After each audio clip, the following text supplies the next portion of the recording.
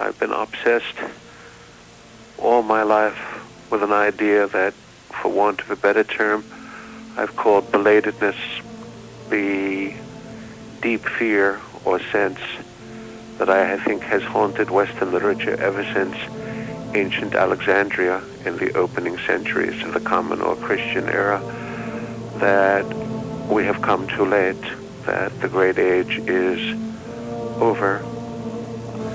And I would suppose that the phenomenon that I call resentment in the universities and colleges and schools, in the longest analysis, may perhaps be a version of that sense of belatedness.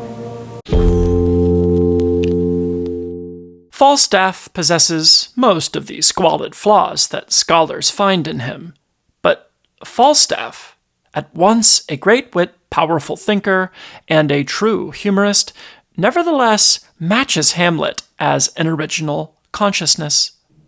It is inadequate to say of Falstaff that he provides a magnificent role.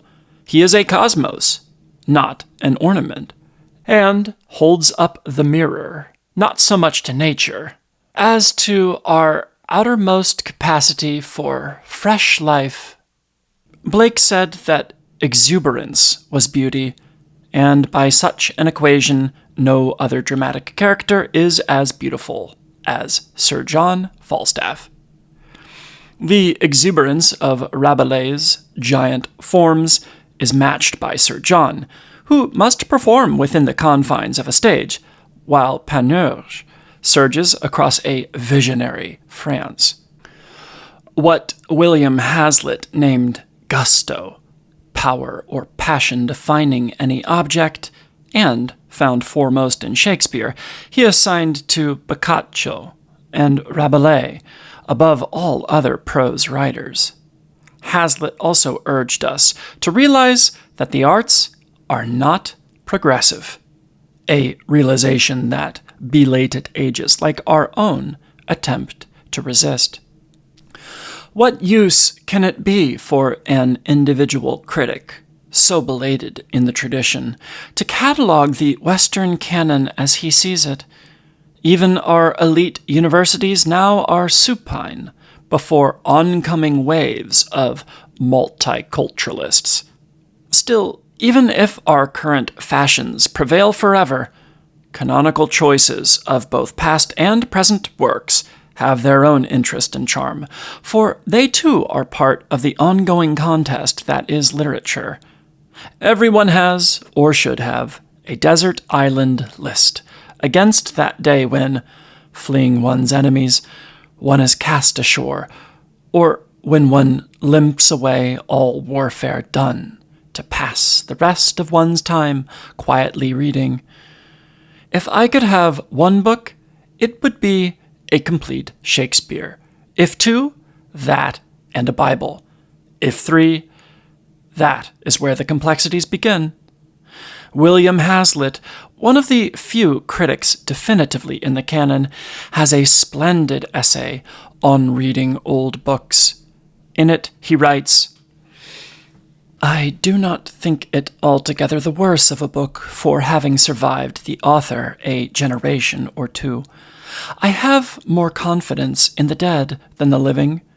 Contemporary writers may generally be divided into two classes, one's friends and one's foes.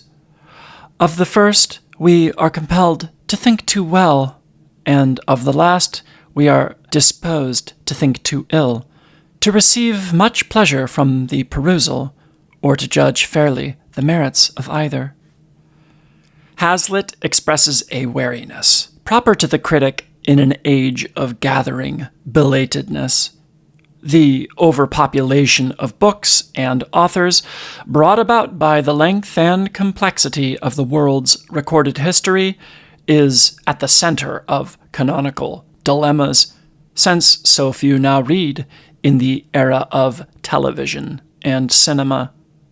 The pragmatic question has become, what shall I not bother to read?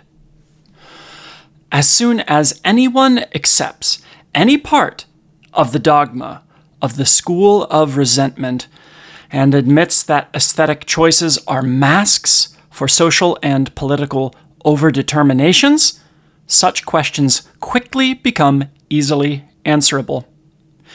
By a variant on Gresham's law, bad writing drives out good, and social change is served by Alice Walker rather than by any author of more talent and disciplined imagination.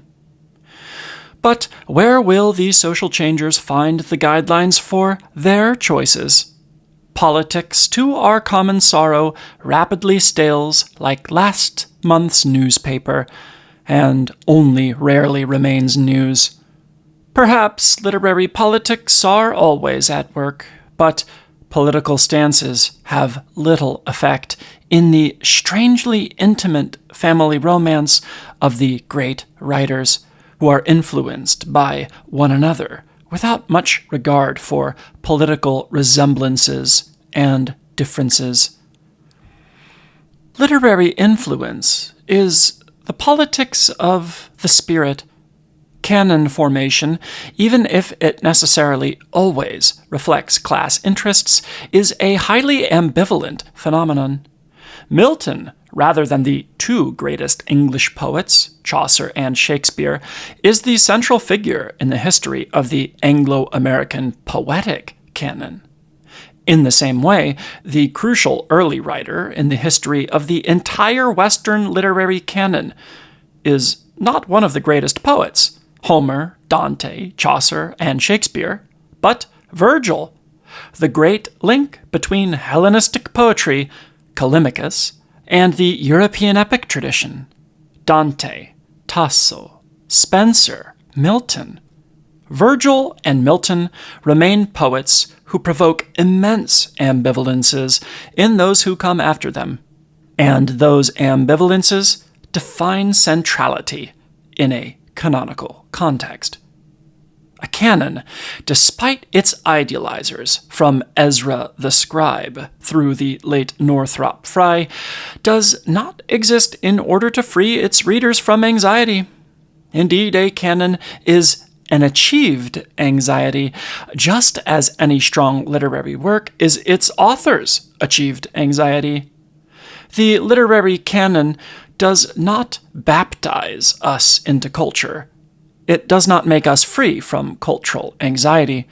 Rather, it confirms our cultural anxieties, yet helps to give them form and coherence. Ideology plays a considerable role in literary canon formation. If you want to insist that an aesthetic stance is itself an ideology, an insistence that is common to all 6 branches of the school of resentment: feminists, Marxists, Lacanians, new historicists, deconstructionists, and semioticians. There are, of course, aesthetics and aesthetics, and apostles who believe that literary study should be an overt crusade for social change obviously manifest a different aesthetic from my own post-Emersonian version of Pater and Wilde. Whether this is a difference that makes a difference is unclear to me. The social changers and I seem to agree on the canonical status of Pynchon, Merrill, and Ashbery as the 3 American presences of our moment. The resenters throw in alternative canonical candidates, African American and female, but not very wholeheartedly. If literary canons are the product only of class, race, gender, and national interests, presumably the same should be true of all other aesthetic traditions, including music and the visual arts. Matisse and Stravinsky can then go down with Joyce and Proust as 4 more dead white European males. I gaze in wonder at the crowds of New Yorkers at the Matisse exhibition. Are they truly there because of societal overconditioning? When the school of resentment becomes as dominant among art historians and critics as it is among literary academics, will Matisse go unattended while we all flock to go view the daubs of the Guerrilla Girls? The lunacy of these questions is plain enough when it comes to the eminence of Matisse, while Stravinsky is clearly in no danger of being replaced by politically correct music for the ballet companies of the world. Why then is literature so vulnerable to the onrush of our contemporary social idealists? One answer seems to be the common illusion that less knowledge and less technical skill is required for either the production or the comprehension of imaginative literature, as we used to call it, than for the other arts. If we all talked in musical notes or in brush strokes, I suppose Stravinsky and Matisse might be subject to the peculiar hazards now suffered by canonical authors. Attempting to read many of the works set forth as resentment's alternatives to the canon, I reflect that these aspirants must believe they have spoken prose all their lives, or else that their sincere passions are already poems, requiring only a little overwriting. I turn to my lists, hoping that literate survivors will find some authors and books among them that they have not yet encountered, and will garner rewards that only canonical literature affords. Like, subscribe, notification bell, join the herd.